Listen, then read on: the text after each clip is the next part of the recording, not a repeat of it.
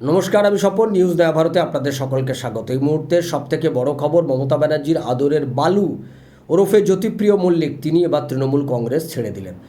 বালু, সেই বিখ্যাত বালু যে সিপিএমের লোকদেরকে কেউটে সাপের মতো পিটিয়ে মারতে বলেছিল, চায়ের দোকানে যাদেরকে ঢুকতে বারণ করে দিয়েছিল, যাদের পরিবারের সঙ্গে মেয়েদেরকে বিয়ে দিতে বারণ করেছিল, যাদের সঙ্গে কথা বলতে নিষেধ করেছিল, সেই বিখ্যাত বালু, চালচোর বালু, যার বিরুদ্ধে অভিযোগ উঠেছিল রেশন দুর্নীতিতে, গরিব মানুষের চাল চুরি করা বালু, সেই বালু ওরফে জ্যোতিপ্রিয় মল্লিক এবার তৃণমূল কংগ্রেস থেকে ছেড়ে পালালো মমতা ব্যানার্জি।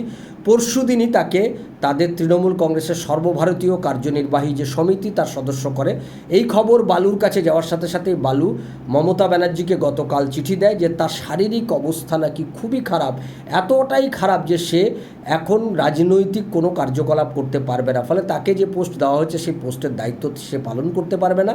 তাই তাকে অব্যাহতি দেওয়া হোক, আগামী দিনে সে সক্রিয় রাজনীতি থেকে এখন দূরে থাকবে। যখন সক্রিয় রাজনীতিতে ফিরবে, শারীরিক অসুস্থতা কাটিয়ে, তখন সে তৃণমূল কংগ্রেসের নেত্রীর সঙ্গে কথা বলবে। অর্থাৎ এখন বাজার খারাপ, বালু বুঝেছে যে সকলেই পালাচ্ছে, আমি ভাই অহেতুক পড়ে পড়ে কেন মার খাবো, তাই আমিও কেটে পড়ি। তাই জ্যোতিপ্রিয় মল্লিক, চালচোর বালুও কেটে পড়লো। অর্থাৎ এখন তৃণমূল কংগ্রেসের সঙ্গে থাকার মতো লোকজন খুবই কম হয়ে পড়েছে।